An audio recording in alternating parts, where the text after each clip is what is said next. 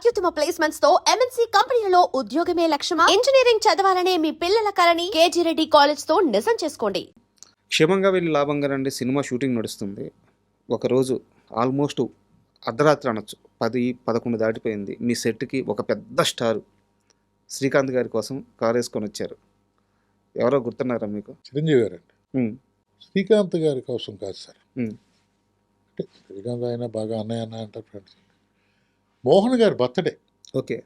ఆ రోజు ఉమ్, మేము సెట్లో ఉన్నామండి. ఉమ్, ఆయన వస్తున్నారని తెలియదు మాకు. Correct correct. ఆయన ఎంక్వైరీ చేసినట్టున్నారు, ఇలా మోహన్ గారి బర్త్డే కదా ఎక్కడ ఉన్నారు అడిగినట్టున్నారు. సెట్లో ఉన్నారని చెప్పి తెలిసింది. సెట్కి వచ్చారు ఆయన. ఓకే. సెట్కి వస్తూ మేమందరూ వండర్ అయ్యామండి.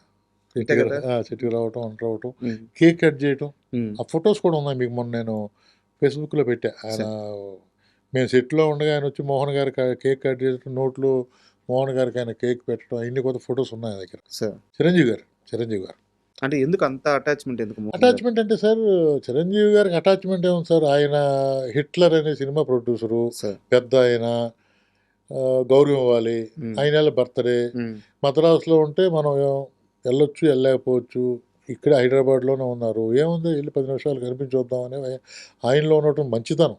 సార్ మంచితనం. బయట చాలా మంది చిరంజీవి గారు సినిమా చేసిన తర్వాత డైరెక్టర్స్ని పట్టించుకోరు, అది ఇది అని చెప్పి ఒక నెగిటివ్ టాక్ స్ప్రెడ్ చేస్తూ ఎంత ఉంటారు. బ్యాడ్ అండి, ఎందుకు పట్టించుకోరండి హీరోస్. మీరు హీరో, నేను సినిమా చేశాను అంటే సినిమా చేసినప్పుడు రాపోటు, సినిమా లేనప్పుడు ఉండదు కదండి. మీ పనిలో మీరు ఉంటారు, నా పనిలో నేను ఉంటాను. సార్ మళ్ళీ కనిపిస్తే మాట్లాడతారుగా. అంతే అంటే కదా. ప్రతిరోజు పిలిచి భుజం మీద చేసి కాఫీ ఇవ్వాలా ఏంటి హీరో? వాళ్ళు నెగిటివ్గా అలాగే చెప్పుకుంటూ ఉంటారు సార్. సార్ సంజీవ్ గారు డైరెక్టర్ చూడరు పొడ్డు, అదంతా రాంగ్ అండి, రాంగ్ న్యూస్. ఎవరో బతాకాని ఏం పని లేకుండా భోంచేసి అరిగే వరకు చెప్పుకునే కౌరులు తప్పండి. చిరంజీవి గారు డైరెక్టర్ చూడు, ప్రొడ్యూసర్ చూడు, అసలు హీరో అన్నవాడు అసలు వాళ్ళు ఉండరు. అసలు చిరంజీవి గారు అటువంటి మనిషే కాదు. ఎవరైనా ఉంటే ఉన్నారేమో, కానీ చిరంజీవి గారు అటువంటి మనిషే కాదు. ఆయన ఉంటా ఈ స్థాయి, ఆయన స్థాయి ఏంటండి ఈ రోజుని. చిరంజీవి గారి గురించి పేరు తలుచుకుంటా కూడా అర్హత ఉండే మనిషి అయ్యాడు ఆయన.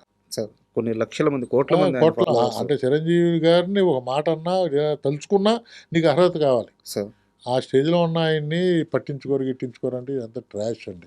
ఆ మాటలు పట్టించుకోకూడదు, అనవసరం. సార్ క్షేమంగా వెళ్ళి లాభంగా రండి బడ్జెట్ ఎంత అయింది, అప్పుడు ఎంత కలెక్ట్ చేసింది? అంటే సార్ నేను బడ్జెట్ ఎంత అయిందో నేను చెప్పలేను. కారణం అంటే మోహన్ గారు స్క్రీన్లో కనిపించడానికి ఎంతైనా ఖర్చు పెడతారు. కానీ ఆ రోజుల్లో అది 18 కోట్లు కలెక్ట్ చేసిందని చెప్పి, అంటే షేర్ అండి, షేరే 18 కోట్లు అని చెప్పి డిస్ట్రిబ్యూటర్ చెప్తారు. అంటే అప్పుడు 18 కోట్లు అంటే ఇప్పుడు 10 టైమ్స్ అండి. అంతే కదా సార్. 10 టైమ్స్ అంటే సుమారుగా 300-400 కోట్లు ఇప్పుడైతే. అదే శ్రీకాంత్ గారి రియాక్షన్ ఏంటి అంత పెద్ద హిట్ వచ్చాక? అంటే సార్ సరే, మంచి ఇప్పటికీ భయ్యా అనుకుంటాము. ఆయన మంచి రియాక్షన్ అండి, హ్యాపీగా సార్. సినిమా హిట్ అయితే హీరోకి ఎంత హ్యాపీ సార్, అలా హ్యాపీ అండి. ఇప్పటికీ రాజేంద్ర కుమార్ గారు కూడా నన్ను అన్నయ్య అంటాను, తమ్ముడు అంటాడు. రాజేంద్ర ప్రసాద్ ఆయన కూడా చాలా హ్యాపీ అండి. ఒక పెద్ద హిట్ కదా సార్. అవును సూపర్ హిట్ కదా సార్. అవును. హిట్లర్ సినిమా ఒప్పుకునే ముందు చిరంజీవి గారు సక్సెస్ పరంగా కాస్త బ్రేక్ తీసుకోన్నారు. అసలు ఎలా ఉండింది ఆయన ఆ సినిమాకు ఒప్పుకునే ముందు? ఆయన మైండ్ సెట్ ఎలా ఉండింది? మీకు పెట్టిన కండిషన్స్ ఏంటి, ఏం మాట్లాడారు? అదే కండిషన్స్లో ఏం లేవు సార్. మోహన్ గారి దగ్గర ఆయన ఏం మాట్లాడుకున్నారో తెలీదు. మోహన్ గారు దేవి శ్రీదేవిలో చిరంజీవి గారు సినిమా చూశారు. ఆ సినిమాకి నేను కూడా వెళ్ళాను సినిమా చూసినప్పుడు. అలాగే రాజా కూడా వచ్చాడు. సినిమా కూర్చున్న తర్వాత ఎడిటర్ మోహన్ గారు వెళ్ళిపోయారు. సినిమా చూశారు, అందరూ బాగుంది అనుకున్నారు. అప్పటికి చిరంజీవి గారు ఎవరో నాకు తెలియదు కదా, మేము ఎవరో స్టాఫ్ లెక్క ఆయనకి.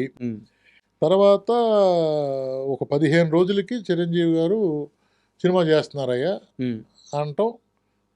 ఫస్ట్ చిరంజీవి గారి పరిచయం నాకు, అంటే చాలాసార్లు చూశాను, నమస్కారాలు పెట్టాను, నమస్కారం సార్ అన్న ఇవన్నీ జరిగిపోగా ఫస్ట్ టైం ఏంటంటే ఎడిటర్ మోహన్ గారు తీసుకొచ్చి నా కో డైరెక్టరు తను రాజా అని చెప్పి పలానా సినిమాలు చేశాడని చెప్పి పరిచయం చేసి ఆయన ఎయిర్పోర్ట్కి వెళ్తున్నారు సార్. ఆ మోహన్ గారు కారులో వచ్చారు కదా, ఓకే మీ కారును ఫాలో అవ్వమనండి అని చెప్పి ఆయన మా మోహన్ గారు వెనకాల సీట్లో కూర్చొని ఫ్రంట్ సీట్లో నేను కూర్చొని ఎయిర్పోర్ట్ వరకు వెళ్ళావు. దట్ ఈజ్ మెమరీ అండి. ఫస్ట్ చిరంజీవి గారు ఇంటికి వెళ్ళటం ఒక మెమరీ.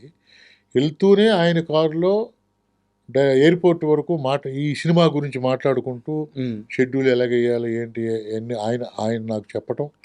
ఆడపిల్లలు 5 సిస్టర్స్ ఏ విధంగా ఉండాలి, ఎంత జాగ్రత్తగా ఉండాలి, ఎలా జడలు వేసుకోవాలి, ఎలాగా డ్రెస్సింగ్ ఉండాలి, చూడగానే మన ఇంట్లో అమ్మాయిలాగా ఉండాలి, మన మధ్యలో తిరుగుతున్న అమ్మాయిలాగా ఉండాలి.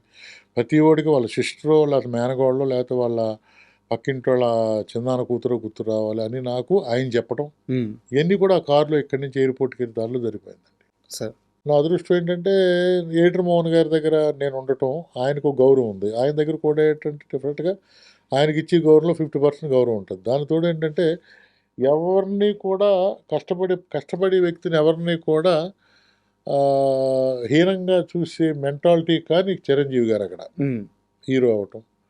దానికి తోడు దాసనారాయణ గారి ఫాదర్ క్యారెక్టర్. అండ్